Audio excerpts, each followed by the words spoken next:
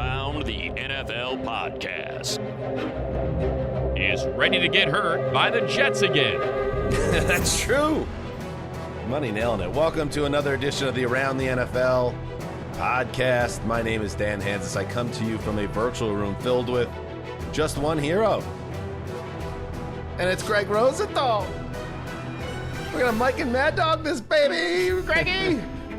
I don't know if fill is the right word. I have been doing a few push-ups lately, but I'm not sure I quite fill the screen. And I haven't been hurt by the Jets at all. I've pretty much enjoyed the Jets experience, throughout the podcast. Oh, I know you have, Greg. I mean, it's like, it is funny because you are a respected football pundit and you're very good at your job. But it's so easy to see, like, when something bad happens to the Jets, that little gleam in your eye.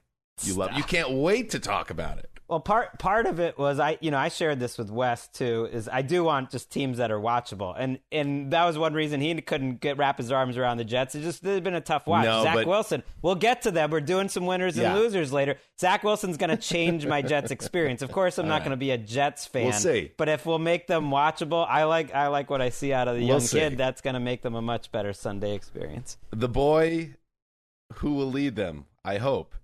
But you're right about Wes, and I couldn't blame Wes, but there is a difference. That's all. It's fine. It's just like with the Giants. You are at your heart, even though you've moved across the country, still a New England guy in some ways, and you don't like the New York teams, and that's okay. I think that keeping that part of your fan heart alive, I don't think there's anything unhealthy about it, and I don't take offense to it. I really don't. Well, I would hope not. You threw like a 3-day celebration on the podcast when the Patriots lost to the Titans a couple of years ago. It was like, it was like a funeral, except like a celebration. The January game where the Jets would come to Gillette to play the Pats, we wouldn't even buy tickets, but we would go and tailgate in the January weather just to watch the Jet fans crying when they left Gillette. It's the best time of the year. Well, you picked the wrong... wow, and you wonder why people hate New England sports fans. I was going to say, there weren't any Jets playoff games where they came in and lost, but there was a great one where they came in and took care of the Patriots, so that would have been a bad one to go. Well, that was before Erica ever watched a football game. That was 2011. So. Yeah, that's a lie, too. All right. Listen. Mark's not here, as you've already noticed. Mark dealing with some unfortunate health issues. And remember, he had the clotting issue, the blood clots. That popped up again this weekend. He's doing okay, but he needed to get it taken care of. And the doctors basically said, chill out for a day or two. So we hope to have Mark back later in the week. But don't worry, Mark's okay. But he's not with us for today's show. And by the way, send in good vibes, though. Send in good vibes. Send out. It's like the Save Ferris, put it on the water tower, Save Sessler. I hope he's back Wednesday, because Wednesday is, wait for it, the 14th annual Around the NFL Fantasy Extravaganza. Yes, we do it every year, end of August, because you should not be drafting a team before the end of August. I mean, and shame on you if you do. And we're going to have all sorts. I don't know, Greg, do you want to keep it close to the vest about who our super guests are this year and just roll them out in real time? Or do we want to tease it right now? It's up to you. You let it rip. Well, we get the big fish every year. I think that's going to bring in the fans, and there's no reason for any big fish fans to worry that he won't be there. He'll be here. Yeah, but keep the rest a surprise. We got some good ones lined up for sure. Good. Yes, the big fish, of course. Evan Silva, late of Roto World, where he watched Greg and Wes build it brick by brick, learned like an apprentice, and then made the building even taller. In fairness to Silva, he was ahead of Wes on the depth chart. He was sort of, I wouldn't say he was ever Wes's boss, but he was there first, and he helped teach him the ropes. Absolutely. All right. So that setup is perhaps unfair to Evan. But he did, if you look at the brick-by-brick tower of Roto World, and of course now Evan has moved on with Leviton to establish the Run, that great site.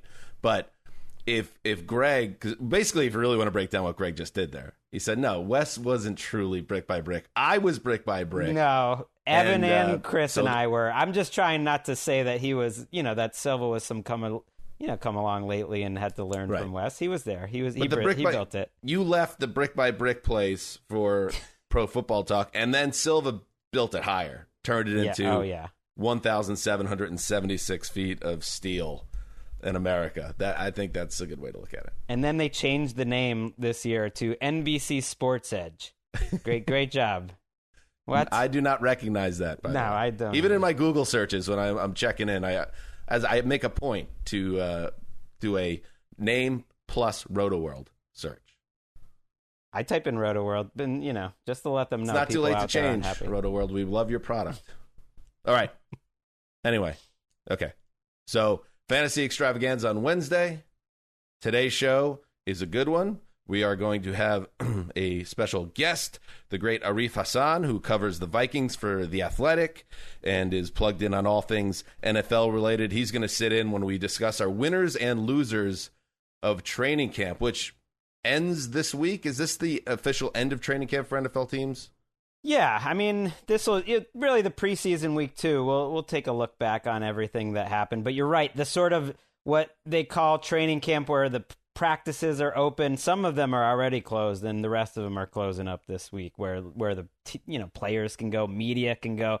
After this week, every team just shuts it down and starts getting secretive. Right.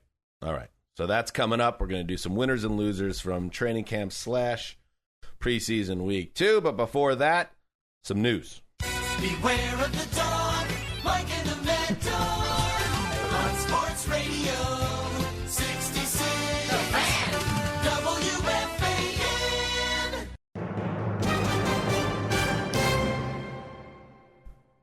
So in this scenario, I guess I'm Francesa. But you're not quite a dog. I mean, I'm pretty more much Mad a Dog. Francesa. I'm more Mad Dog than anyone else that's ever been on this podcast. I'll take it. I like tennis. A little annoying. Oh, that's true. Annoying and loud and opinionated. Whatever you say is not going to bother me. I'll take Chris Russo. I'll gladly take that. All right, cool. Mark might not be happy with that. He might want to be Mad Dog. I mean, right. You guys grew up on it, but I had a couple years driving every day up to RotoWorld, to go back to the brick building from the city a couple times a week. And I mean, I'd plan it around Mike and the Mad Dog. So I have my time with And that then every Super Bowl week, we have Russo on the show, Mad Dog. And the listeners are like, who is this guy? I don't know who he is. Why do they like him so much? And it's like, it's not for you. It's for us. And it will happen again this January, God willing. All right, let's get into the news, starting with a very positive update on the Carson Wentz front for the Indianapolis Colts. The veteran quarterback returned to practice on Monday, 3 weeks after surgery to remove a broken bone from his left foot. He took all of the first-team reps in 7-on-7 work, said he's optimistic he could return for the Colts ahead of their Week 1 game against the Seahawks. Wentz told reporters after the practice, "I'm optimistic, but we'll see how it responds as long as there's nothing I can do to make it worse. I played through a lot worse." Greg, there was also some clips out there on Twitter. The guy was moving around like he did not have any surgery at all. It feels like now, barring a setback, Carson Wentz will be their starter Week 1, right? What was this 5 to 12 week prognosis? I guess you don't know. And the Colts keep pushing back and saying we have to keep ramping it up and see how he responds. So it's too early to be as optimistic as Which is fine until you watch that clip today and you see the way he's moving and you see that he took every rep and it's like, it's there. I mean, this is great news if you're an Indy fan. And Quentin Nelson, their all-pro guard, was back at practice, who had the exact same injury, the exact same surgery, and he's ramping up. It sounds like you were smart, Dan, to avoid the whole Jacob Eason-Ellinger, Sam Ellinger fiasco, because I made a mistake. I was literally in bed on Saturday night. It's close to bedtime. Emeka's reading and whatnot, and That's when I put on the old Eason-Ellinger comparison. That's what you do on Saturday night. You're in bed with your wife. But at that point, it was Eason-Ellinger time. Normally, we might be reading or whatever, but yeah, it was close to going to bedtime. It was the Ellinger-Eason time, and I'll give you the short version. They both didn't play that well, so that was the short version. Yeah, they both had a chance to leave an impact. And I think when I was pushing back against the idea of getting too invested in that quarterback battle, I don't know if it was you or Mark, but you guys rightly pushed back. Well, Wentz has struggled historically to stay on the field. So even if he did make it back, it still matters who their backup quarterback is. But then you could push back that and say, listen, if Carson Wentz ends up getting seriously hurt again, it's over anyway, unless Ellinger turns out to be Aaron Rodgers, like the owner said a couple weeks ago. But the big picture here is Wentz being ahead of schedule. Yeah, the 5 to 12 week thing was funky from the very beginning, so I guess we shouldn't be surprised that it ended up having a weird turn. But I'm excited because the AFC South needs all the juice it can get. And having Carson Wentz there and Quentin Nelson there is a huge step forward. And when you look at that division and who's the favorite, which I think the Titans are, but if the Colts have these players ready, it changes things for sure. Yeah, that's why it gets tricky, like projecting too far out. I remember I did a Seattle radio station thing like the day after this first Wentz news came out, and they're just like, we're going to roll in week 1. You know, they were already looking ahead to week 1 that the Colts are coming to Seattle. And I would give the Seahawks a good chance in that game no matter what, but it changes a lot. It'll continue to change. We still, as close as the season feels, this is always the longest month, I think, of the NFL calendar. We're still 3 weeks away.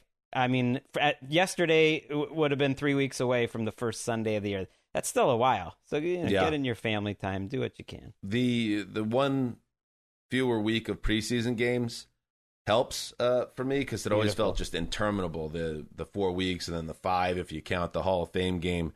I don't want to get sidetracked here. I do have a overall preseason takeaway. I guess we could save that for the segment, though.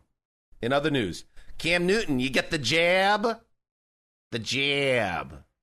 Moratorium on jab talk, remember? Connor were on the show last week. I thought we're out on saying the jab. We don't say the jab. Anyway, Cam Newton has an issue. He won't be allowed in the Pats facility until Thursday after what he deemed a COVID-19 test misunderstanding. He left the region of New England for a medical appointment, but because he did not follow the correct protocol for being out of the region, he now has to stay away from the team for the next several days, which is very bad timing for Cam. I mentioned the jab thing because of it tells us that Cam Newton is not vaccinated because he has to follow this different, stricter protocol, and that's disappointing for the Patriots because they're trying to figure out who their quarterback is, and if you're Cam Newton and you know you're in a real battle here with Mac Jones, and I feel like the preseason, and you tell me, Greg, has been pretty neck and neck, disappearing for most of a week, inside 3 weeks of the season, not great. I mean, if Cam Newton loses his starting job because of the COVID protocols, it's just so stupid, so annoying. I found it really interesting that it's just the opportunity, though. Right? No, I'm not putting any blame on the protocols. I'm just saying, like, are you serious, man? The Patriots put out the statement. They seem to take the responsibility for it, which I found interesting. They really go out of their way to always back Cam. They love Cam. Essentially, they really they pointed out that they approved he was allowed to leave, that he took tests the whole time he was gone, and they seemed, and it's not like he tested positive or anything, they seem to take responsibility that somewhere they didn't really understand the protocols or the rules that he was required, because they were like, we got the test. He was taking the test while he was off site, but something happened along the way. They messed it up. He's already served 2 of those days, I guess, that he was away, and he'll be back on Thursday. But that's huge. Mac Jones was awesome this weekend. It's neck and neck, and Cam had a great quarter, but Mac Jones has done everything possible to put as much pressure on Cam Newton. I think they want to start Cam Newton week 1. I think they will start Cam Newton week 1 because he's played well enough to keep the job. They want to see what the running game is like with Cam Newton. That's definitely an asset. I think Mac Jones's knee might be a little bit of an issue. Looked pretty awkward there during part of that game, and that's another reason to sit him. But there are these joint practices this week, and I was wondering, are they going to want to play Mac Jones with the starters? Because I kind of want to see that. They haven't really done that. They haven't done it in practice. It's been a little under the radar. I mean, Gardner Minshew's gotten way more first-team reps than Mac Jones has. It's pretty much been Cam with the 1s, Mac Jones with the 2s. So now that changes up in a big week leading up Gardner to Minshew's the a warrior. dress rehearsal. Yeah. If you got a warrior on your team, you got to make sure he's getting all those reps. I have a conspiracy theory that these NFL COVID rules, if you don't have the jab, Byzantine by design. Make it as hard as possible on these guys and these teams so people have to go get the shot. Just a theory. Mac Jones, but for what it's worth, also, was not wanting to talk about the vaccine, as Cam was not weeks ago. So who knows? That might be a risky quarterback room. We'll see. I don't know. Ooh, that's a good call. In other COVID news, by the way, Mike Vrabel, the coach of the Tennessee Titans, he is in the COVID protocol. I believe he tested positive, Vrabel? He did, yeah. So he's vaccinated, of course, because he's required to as a coach. Right. So he's away from the team, and hopefully will be back after a minimum stay on that designated COVID list. So it's just, just get ready for it. It's going to happen throughout this season, and you just hope it doesn't take away superstars off the table. You hope people don't get seriously ill, but thankfully, at least for the vaccinated people in this country and around the world, you have a much better chance of avoiding a serious illness if you are vaccinated, which makes you think maybe you should be vaccinated, but let me just move on. Nice, fun report. This is more like the type of news item we'd really sink our teeth into about a month ago, but since it's out there, we'll talk about it. Khalil Mack, one of the biggest blockbuster trades of the last decade, when the Raiders sent the former first-round pick to the Bears for a buttload of draft picks. He's had a nice run with Chicago, but the Raiders' defense has never been able to really recover without Mack in the middle of their defense. And the Athletics' Vic Tafur. Did we say Taffer? What did we decide on that? Friend of he the was show. On the show. Yeah. Tafur. I went Tafur. Can't be too I don't close know a friend. We never found the end. Let's just call him Vic. Vic reports that the Raiders inquired about Khalil Mack's availability this offseason. Gruden reportedly cried for 3 days after trading his superstar. Wanted him back to fix the Raiders' pass rush, but the Bears were not interested in making music. I just find this story hilarious. Like the little details, Vic has some good Raiders nuggets every once in a while. The Athletics coverage in general is great with the Raiders, and the fact that he said Gruden would keep this award that he won from the Sloan Analytics Conference that they gave to the Raiders for the transaction of the year when they traded Khalil Mack was a great little detail to me. But clearly he doesn't view it as the transaction of the year, because you look at what they've done since. They haven't had any pass rushers. They spent a ton of money. All the draft picks that they got and most of the money that they spent were on players that didn't work out ultimately. Yep. That's kind of the whole thing. Sometimes you wonder, if you're a Raiders fan at least, like, has Gruden lost the plot? Has he never even had a true plot here? And then you see a report like that, it just seems like they're spinning their wheels a little bit. This was pre-Mayock, and he really makes it sound like Mack, didn't want to come back and this and that, and but it was an emotional move. That was a mistake. They gave Derek Carr and Gabe Jackson their money before they gave Khalil Mack a contract. They were all in the same draft class. Like, the fact that happened was a huge mistake. Ricky, do you have an update on the Vic situation? I'm trying to find the text, but it was so long ago. But I think there was some either way you were saying it was wrong. And then he texted me and was like, "Oh, FYI, just so you know." But a little bit one of those things. Okay. But can't confirm which All one right, is get right. back to us if you could figure it out. In other news, Darius Smith, the star linebacker for the Packers, could potentially miss Week 1, according to Packers coach Matt LaFleur. He has been dealing with a back injury, always tricky back injuries, of course. But it seems that the Packers are open to the idea of either protecting Smith and ramping him up more slowly with a long season ahead, including hopefully a deep playoff run. Or the other way to look at it, of course, Greg, is there might be something wrong here in a more substantial way. I guess we'll find out. They need him. He came off the non-football injury list like a week ago. And the fact that then they're saying this now publicly indicates something didn't going great. They lost, they haven't had Kyle Fackrell. They're just not that deep, I think, in terms of their edge rusher. Rashawn Gary will be a bigger factor for them this year in general. But that's significant when two of maybe their best 5 players, Darius Smith and David Bakhtiari, might miss the start of the season. That is notable. In other injury news, the Jets, officially, I saw it on ESPN.com. It's just like, come on, does it have to be this way? The headline is Injury-Plagued Jets lose another starter on defense. This time it's linebacker Jarrad Davis, who signed away from the Lions in the offseason, a 1-year deal, an important guy in a rebuild linebacking group under Robert Saleh. Well, he suffered an ankle injury. Robert Saleh said it's not a high ankle sprain, but it's going to be treated like a high ankle sprain, which is like, I guess it's kind of a high ankle sprain. They hope to have him back around the bye week, which is week 6. So that is a very thin group and a very unproven group, and a lot's being asked of C.J. Mosley, who's missed 2 years to play in the middle of that defense. So within 24 hours or 36 hours, the Jets lost, of course, Carl Lawson, their star edge rusher, and then Jarrad Davis, a guy that the team is very high on having a bounce back after a disappointing run with Detroit. Tough, and it's just going to be such a challenge for Saleh to make this defense okay, because the back end is poor, or it looks poor on paper. You need that pressure up front. You need the linebackers to cover, and if you're going to be thin in both those areas, it's going to be extremely difficult to stay competitive. I thought the Jets made a lot of great offseason moves. Jarrad Davis was one of the most surprising free agent signings.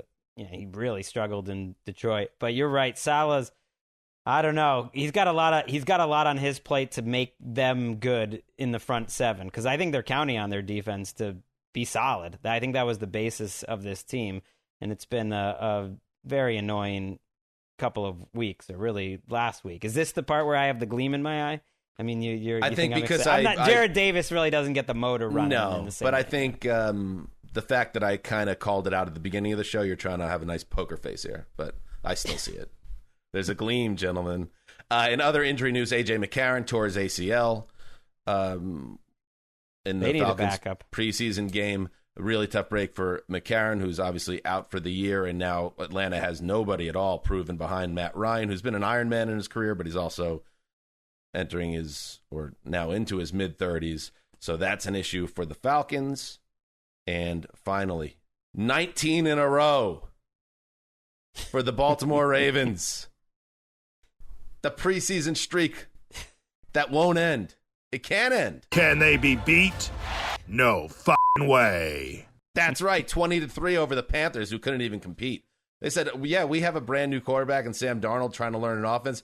We're just going to play him one series, because why do we even want to be around the Ravens right now? This is the biggest sports story no one's talking about.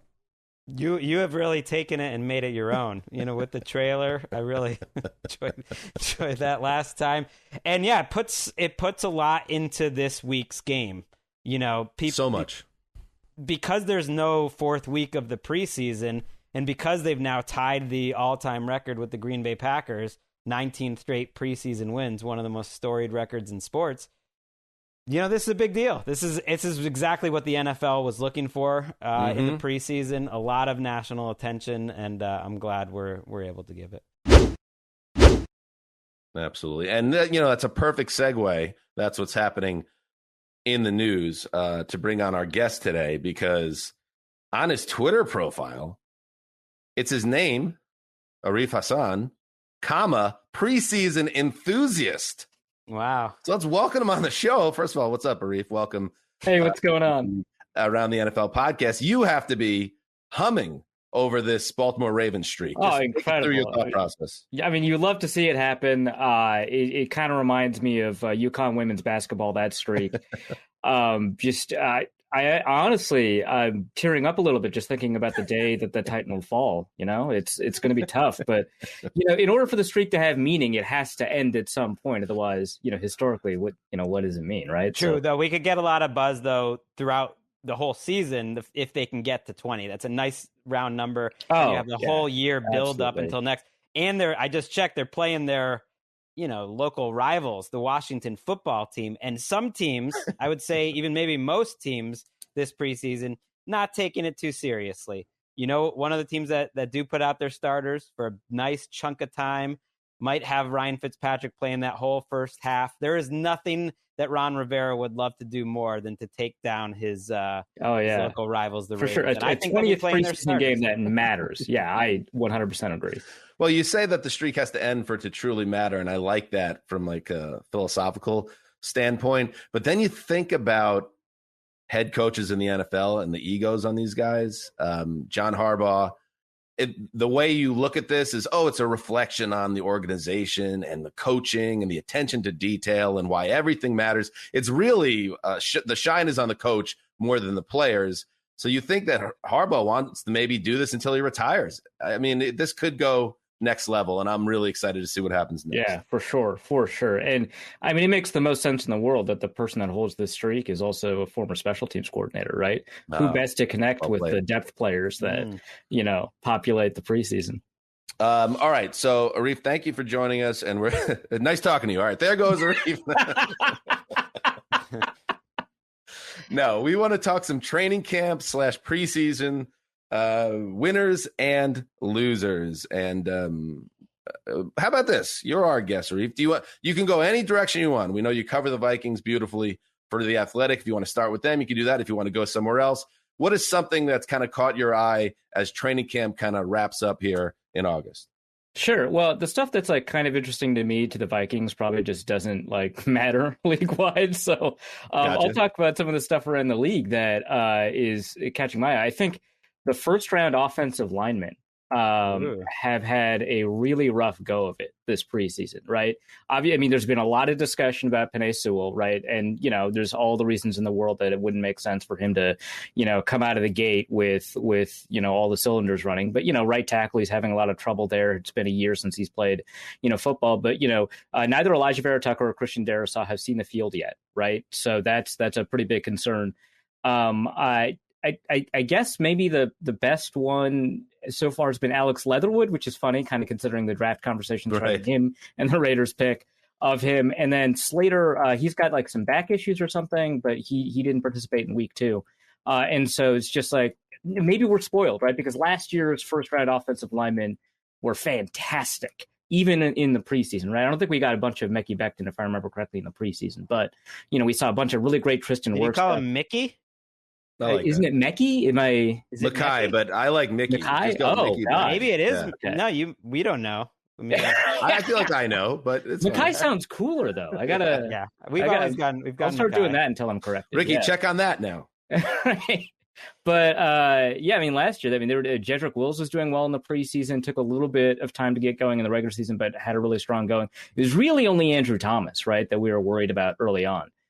So this year's first round offensive linemen haven't indicated that they're worth the investment yet. Maybe all of them will be, maybe none of them will be. I don't know. But, this is what preseason takes are for, worried about first round offensive linemen. So that stood out. But those are some of the most important rookies on any teams because they were all drafted with the idea. It's like, that problem's solved. Like, don't need Charles Leno anymore. You didn't mention Taven Jenkins, but, he's out. We talked about him a lot last week. We haven't talked about Penei Sewell on this show. And, our frenemy, Daniel Jeremiah, who I think is going to get into podcasting this year. So keep a lookout on that. He noticed. Coming for your job. Wow.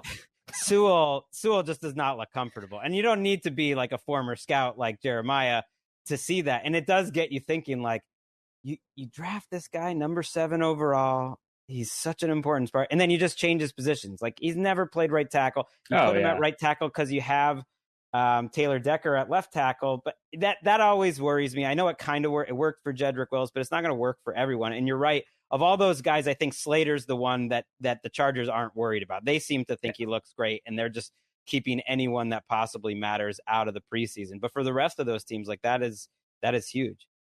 All right, how about you? It sounds like the Bengals couldn't have made the right choice there, right? Because Jamar Chase isn't looking good. All right, well, let me jump in then because I didn't want to dwell on this because we have hit this a couple times on the show. What's going on with Jamar Chase, who is struggling in his first camp with the Cincinnati Bengals. Well, actually, hit pause here because I want to say something positive about the Bengals first, okay? Because it's been relentlessly negative on this show because there's just been a lot of bad news.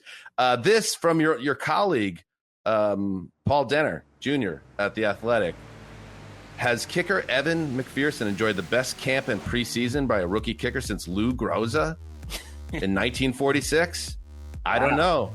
And I don't know if Groza even kicked a training camp the year after World War II ended, but I can't imagine anybody being better than McPherson over the last month. The only kick he has missed that the media has been able to see was a 60-yarder in the Fan Fest event. That's it. He is destroying the ball. accurately. Ooh, little kicker corner buzz too. He hit a plus Incredible. 50 in the game. Austin Siebert I has did see been that. good too, but not as good. I'm glad to hear about the one miss, because as someone who follows the Vikings, I know how dangerous it is to be perfect for an entire session. Oh, listen, no Gary Anderson references on the show. People aren't prepared for it if you're a Vikings fan. Anyway, so there's the good news. They have a positive kicker competition in special teams, but the Ja'Marr Chase thing. So not only does he struggle Chase throughout the lead up to this weekend, then in the preseason game, he drops 3 targets in the game against Washington on Friday. Then on Sunday, he's in practice, and Burrow's just putting it on him, and he has a couple more drops, and he's doing the thing where he's got the towel over his head, and there's just a lot of mental stuff going on.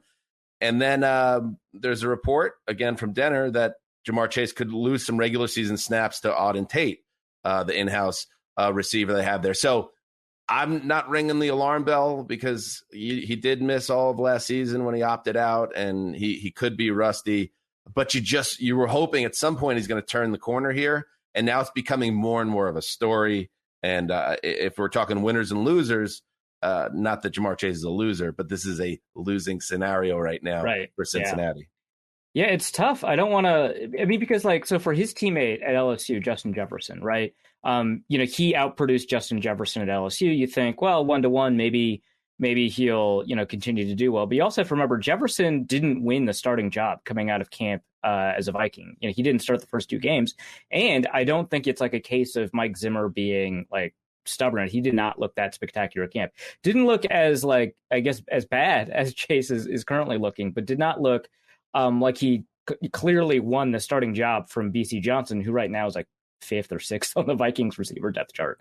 And so coming out of camp, it was like kind of a story. Like, are we going to get anything out of him, this year? Or are we going to have to wait? So I keep that in mind. The kind of the preseason stuff, the early stuff, it matters, but maybe not as much as we like to pretend. Even for me, a preseason enthusiast, I have to to remember that when people go to games they pay to go to, these things don't always translate. But it sounds they're like charging full price for these games. They're charging full price to watch Nathan Peterman versus who was it? Bryce Hopkins? What is that drives me crazy. The fans. Well, this is all right. Let me just, before we go to you, Greg, for your first winner and loser, I just want to say the preseason, I don't know, man. I think we're in a dicey time right now. They've cut it from 4 to 3, and more teams are resting the starters. And then you have, and I'll use as an example, as I often do, I'll use the Jets. Zack Wilson performed very well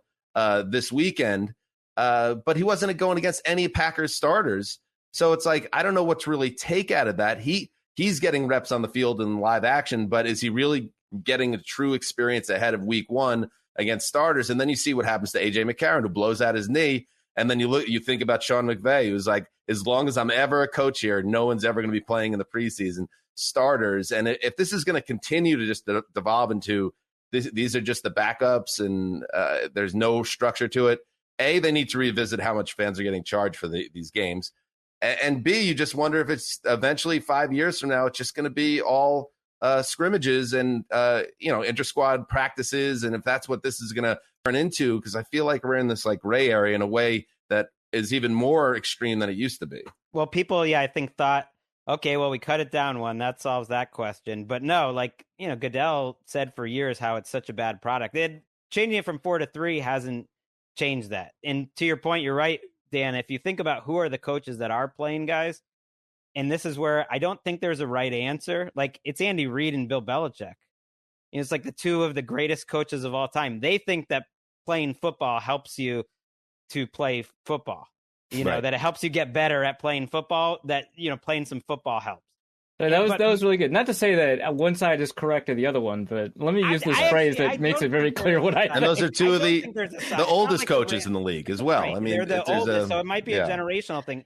There has to be value in it, but there obviously is value in the other side, and that you can get the work in the practices. I don't know if eventually the entire league is going to be like that, but you're right. It's a tough go. it's a tough go to draw anything. Well, let's bring up Zack Wilson. So if I'll throw out him as a winner, though, because Nice. I don't know, especially the way camp started with him. You know, the practice reports were up and down, the scrimmage reports were up and down, and he just looks comfortable. I didn't know what to draw out of his first game. Not that there was anything bad to it, but it was just really basic. And some defenses stay really basic in the preseason, and some are not. Some are running all sorts of complicated blitzes like the whole time because that's like their base defense, and that's just what they want to do. And Zack Wilson hasn't played a defense like that or played starters. But I think the way he moves in the pocket and the way he's going through progressions and the way that he just looks comfortable back there, he certainly passes the eye test. And I think that is what preseason can be good for, that it's given him and the coaching staff more confidence in how he is going to enter the season.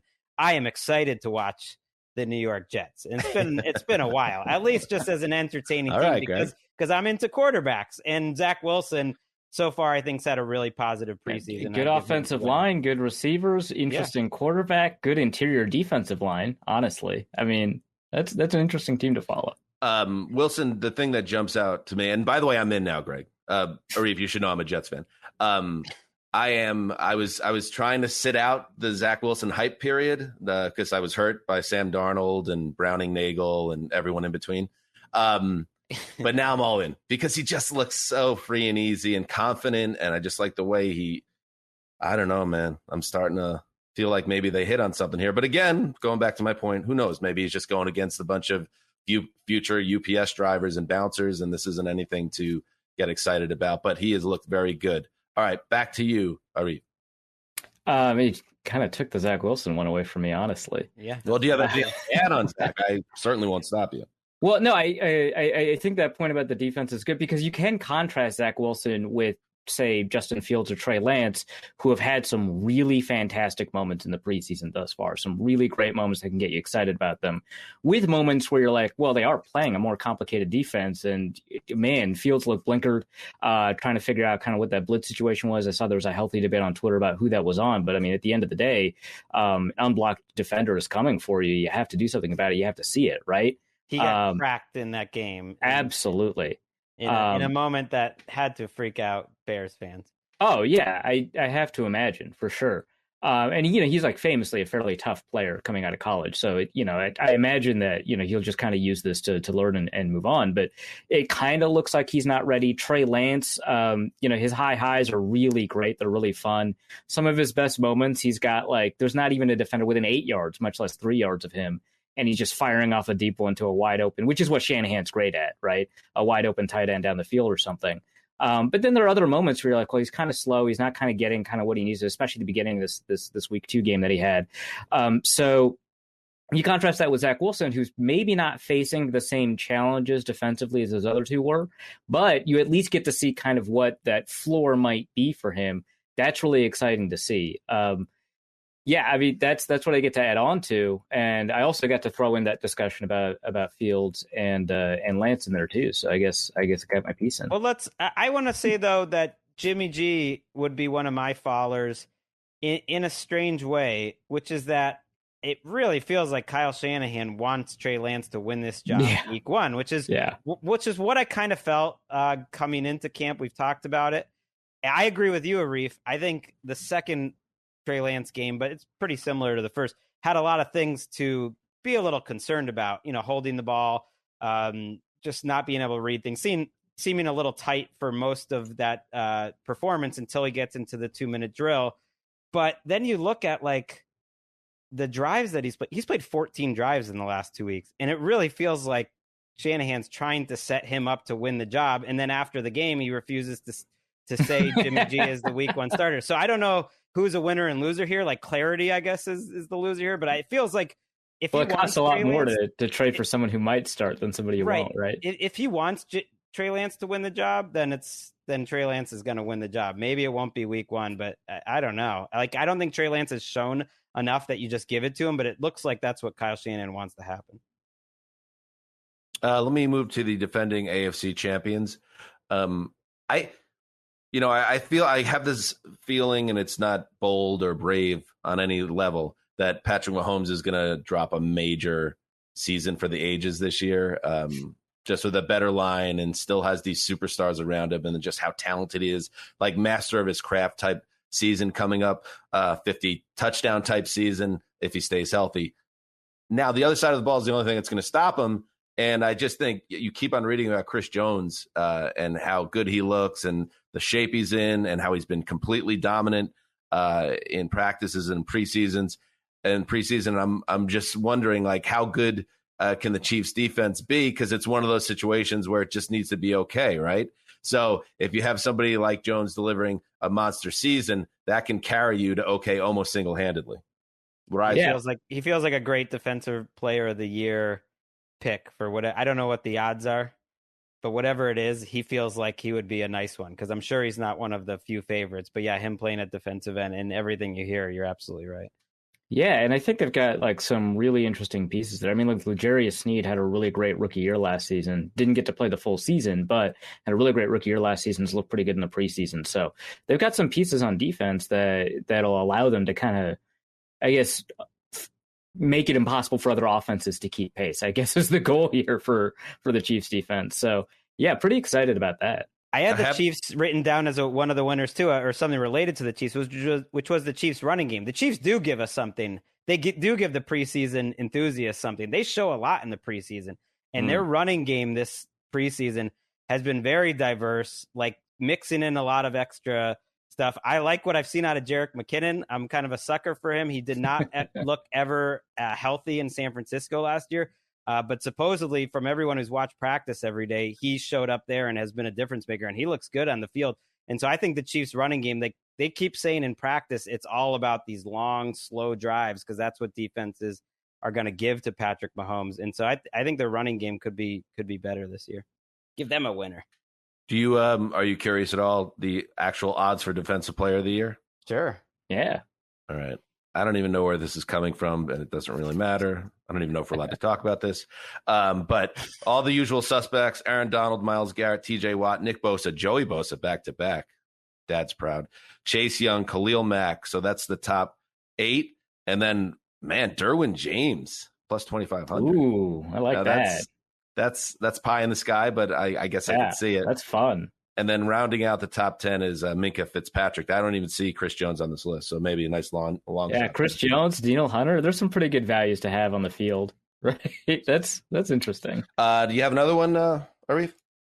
Yeah, sure. A couple of defensive players I wanted to talk about. Malik McDowell had a really good game this past week, and he's had so much trouble since the Seahawks acquired him. I mean, he had an ATV accident that put him on the reserve list. That's right. Yeah, it's just been such a rough go for him.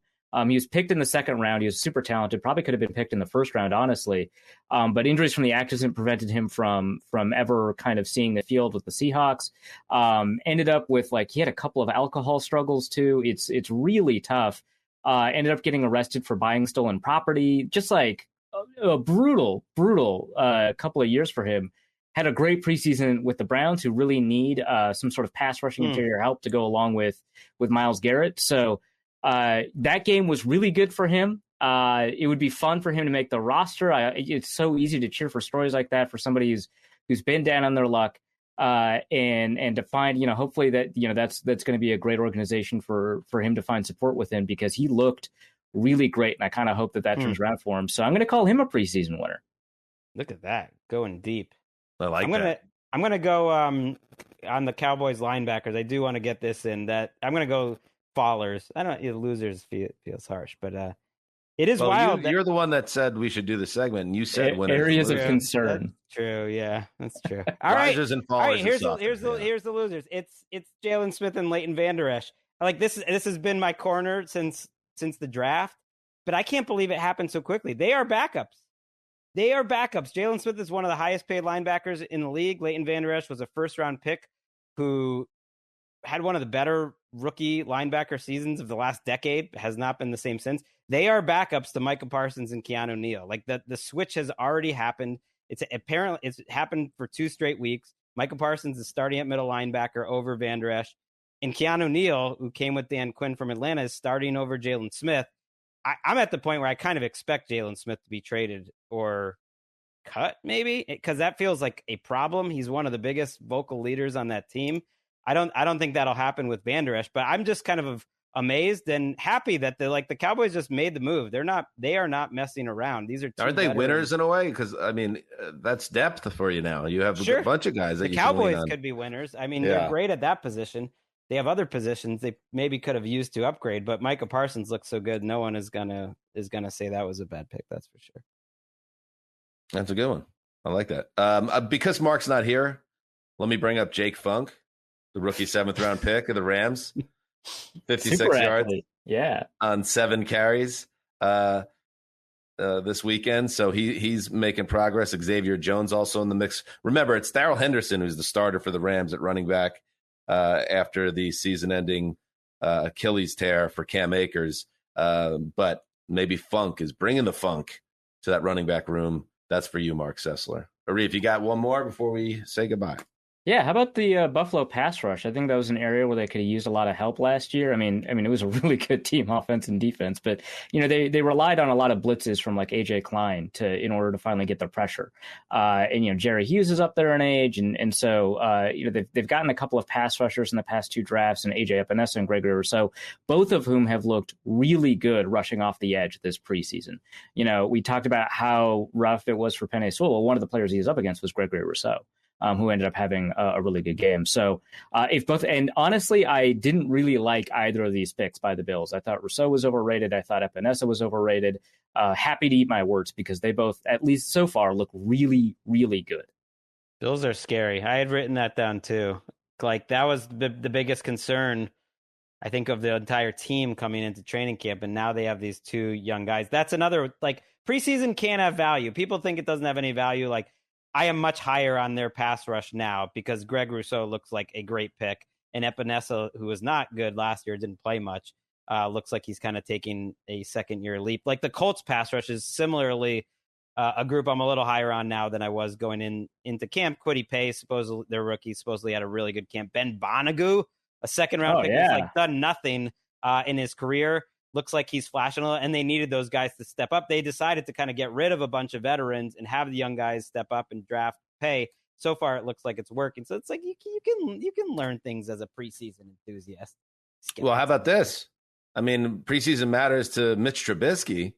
How about Mitch, who goes against his old team, torches them, 4 straight touchdown drives to start the game, 20 of 28, 220 and a touch in the first half. I don't know. I still don't know how Brian Daboll didn't get a job, but if he turns Mitch Trubisky into a functional NFL player, at least a really good backup this season. I mean, the Bills are just so well set up at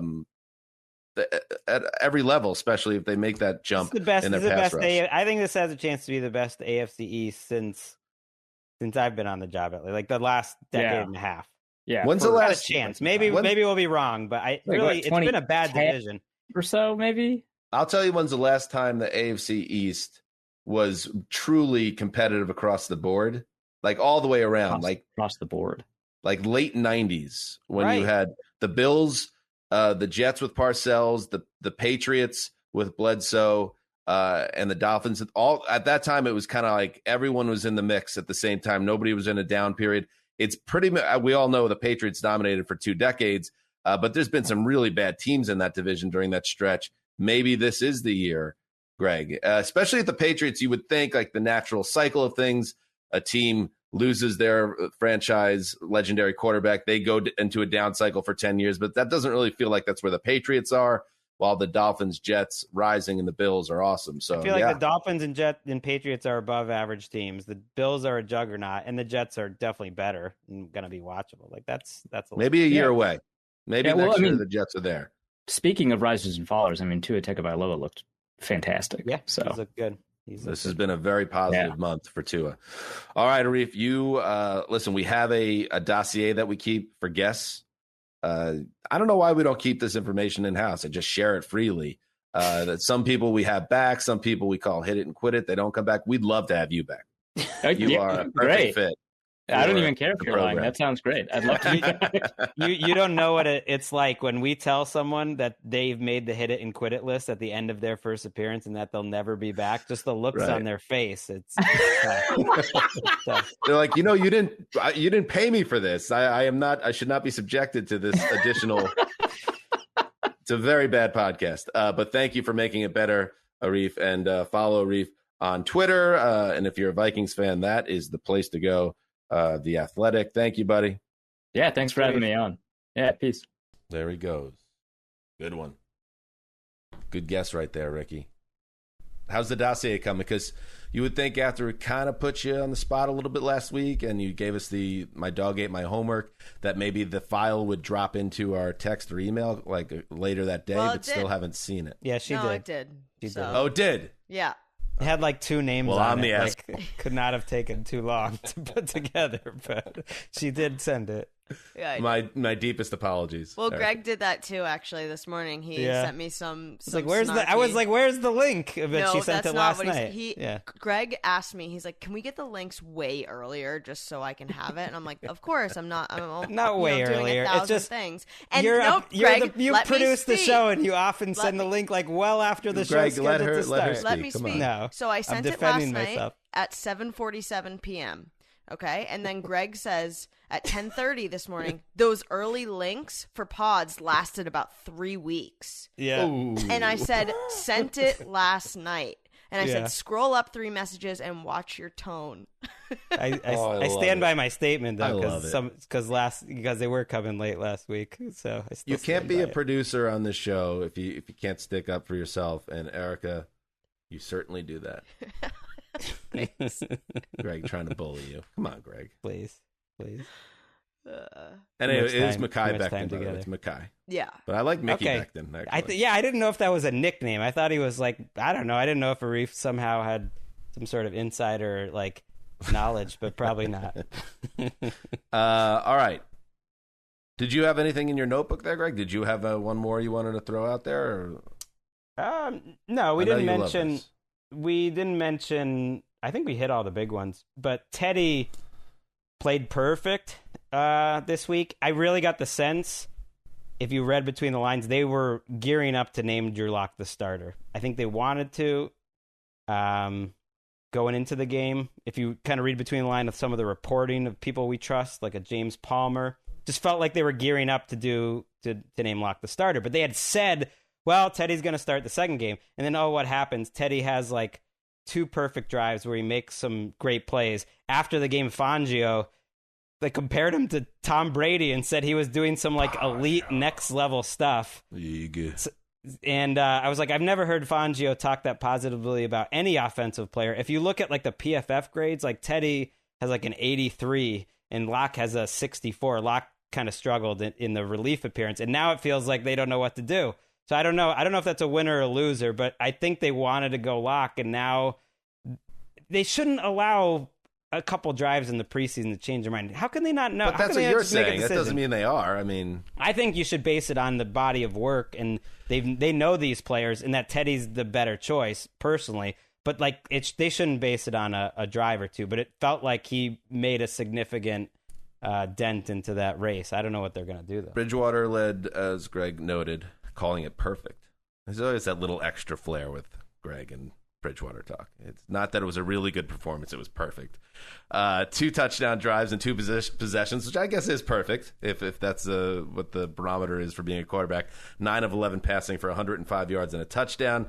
And Fangio, when asked about that QB decision, I mean, you could be listening to this now and he might have already announced it, because he said it won't be Sunday, and it wasn't. The earliest it could be would be early next week. So we'll see. We'll see. I bet they start Locke and they bench him like week 3. That's my prediction. Yeah. I hope I'm wrong, because I want to to just ride this Teddy Broncos train to the playoffs.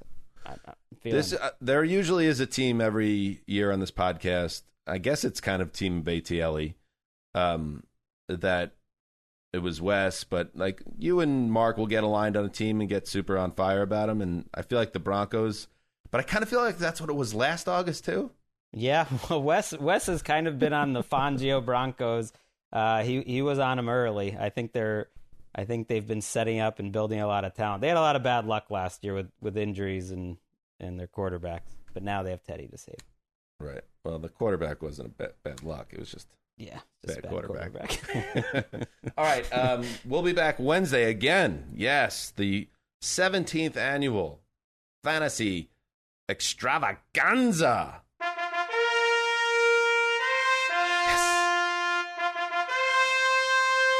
Chock full of guests, including that big old fish, the large tuna, Evan Silva. So make sure you're there for that. And I guess we're keeping it a little open-ended this week, because we're going to keep it fantasy focused on Wednesday, and maybe if we need another podcast later in the week, maybe it drops. You'll see.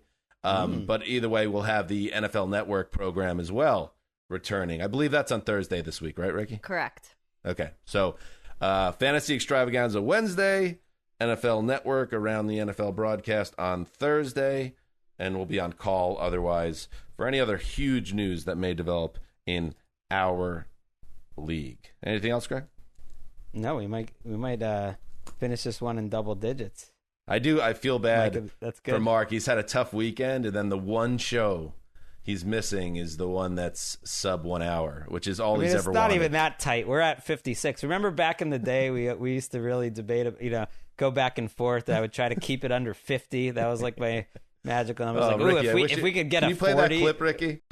A lot of people, you get a lot of buzz on Twitter. A lot of people are excited that our show is generally about a half hour, not those 90-minute, journeys of the ear that some of these other football podcasts are. You just cut out 30 seconds there. That was from 2013, that clip, when we were doing some digging on the West Dossier story. Erica came across that, just bloviating and bragging about how our show is 30 minutes and all these other football jabronis pods are 60 to 90 minutes. It's just like a bunch of guys just full of themselves, don't get sick of hearing their own voice. Now what have we become? It's important to defeat the monster that you do not become the monster. That is the fans. Yeah, you were always on the corner of the fans. Fans never complain when it's longer. Never. I've never. The only person that's ever complained, or some management figures, have complained about the length of the show, but the listeners. Look at Dan trying to stretch it over an hour now. Yeah, gotta love those listeners. Now let's name all the countries that listen to this show. Algeria. I'm just going down that scroll when you're filling in some document online and you're looking for United States and it always starts in Algeria. There's like the embassy in Jamaica. United Arab Emirates. Arab Emirates. All right, that's it. No, this is sub hour. We did it. Yep, this is Dan Hansis signing. I'm really disappointed. Dan Hansis signing off for the old boss and Ricky Hollywood. Thank you to Arif.